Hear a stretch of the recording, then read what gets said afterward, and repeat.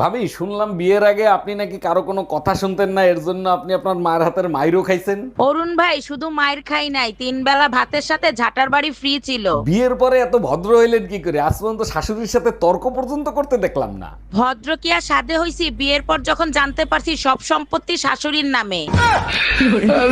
হ্যাঁ ম্যাডাম, এবার আপনি বলেন কত টাকা লোন নেবেন আপনি? স্যার বেশি টাকা লাগবে না, আপাতত 20 লাখ টাকা দিলেই হবে। লোন তো আমি দিয়ে দেবো, কিন্তু ব্যাংকের কাছে কিছু রাখতে হবে। কি রাখবেন আপনি?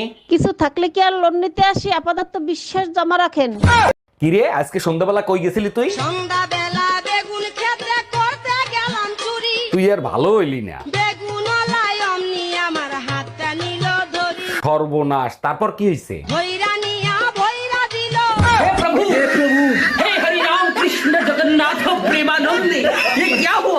এর আগে 3টা বিয়ে করছো, তারপর আমারে বিয়ে করছো, তারপরও নিজের নির্দোষ দাবি করো। না, আমি নির্দোষ দাবি করতেছি না।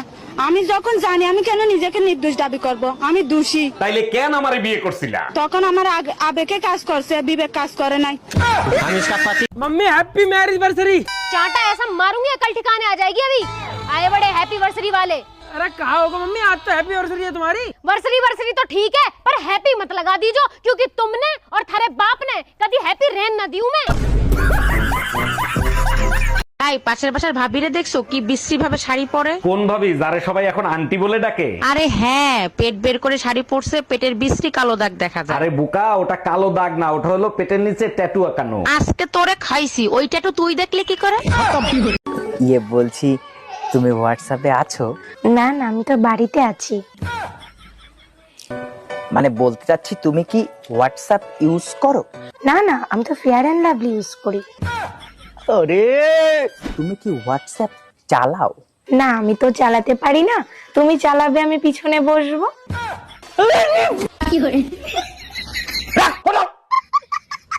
হ্যালো ওমা। হ্যাঁ, কি হয়েছে বল। ওমা, আমাদের সে একটা ছাগল কোথায় হারায় গেছে, খুঁজে পাচ্ছি না কোথাও। কি বলছিস? আর সব ঠিক আছে তো? হ্যাঁ, আর সব ছাগল বাড়ি আছে। ঠিক আছে ঠিক আছে, তুই বাড়ি থাক, আমরা এক্ষুনি আসি। এ তাড়াতাড়ি চ। ঠিক আছে, তুমি তাড়াতাড়ি বাড়ি এসো। এ দে 5,000 টাকা দে। 5,000 টাকার 1 টাকা কম দেবো না আমি। আমি তো দেখতেই পাচ্ছি তুই ছাগল চুরি করে বিক্রি করছিস। ঠিক আছে, নে যাও তুমি। ও দাদা শোনো, কি হয়েছে? আর যদি কেউ জমি কিনে তা পটাই দিবা দিন। এ স্বামী না, স্বামীর তো নাম ধরে ডাকা যাইবে না। দাদা শ্বশুরে বলছে স্বামীর নাম ধরে ডাকলে হেলে বলে অমঙ্গল হয়। তাইলে কি কইয়া ডাকবো, কি কইয়া ডাকবো, কি পাইছি। এ কুত্তা, খাইয়ে যা। आपका बच्चा पढ़ने में बहुत ज्यादा कमजोर है। लिखने में कैसा है?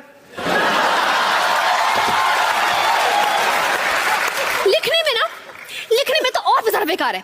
मतलब उसको अपनी खुद की राइटिंग समझ में नहीं आती है। अरे वाह, मेरा बच्चा डॉक्टर बनेगा।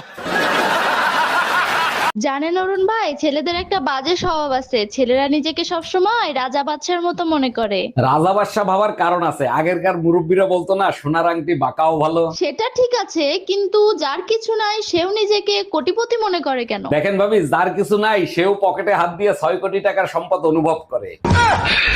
বৌমা, কি করছো? এই তো মা, শুয়ে আছি। আজকাল দেখছি তুমি খুব টানা টানা কথা বলছো। পরশুদিনও বলবো।